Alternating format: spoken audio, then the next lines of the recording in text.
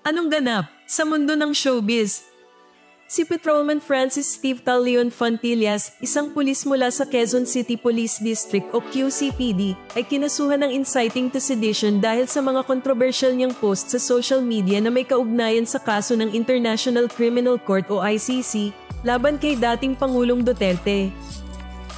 Sa kanyang mga vlog, binatikos ni Fontillas ang ilang opisyal ng gobyerno at nagbanta laban sa ICC.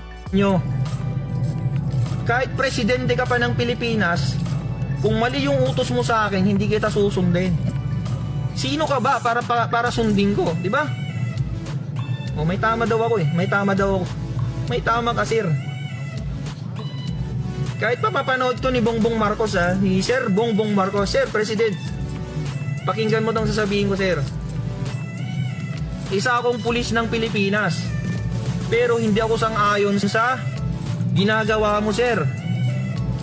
Di ba? Hindi ako sang-ayon sa'yo.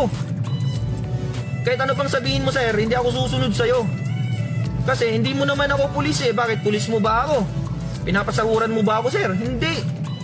Dahil sa kanyang mga aksyon, pinaalalahanan ng lahat ng mga pulis na manatiling apolitical at non-partisan at iwasan ang paggawa ng mga pahayag na makakasira sa kanilang integridad bilang mga tagapagpatupad ng batas.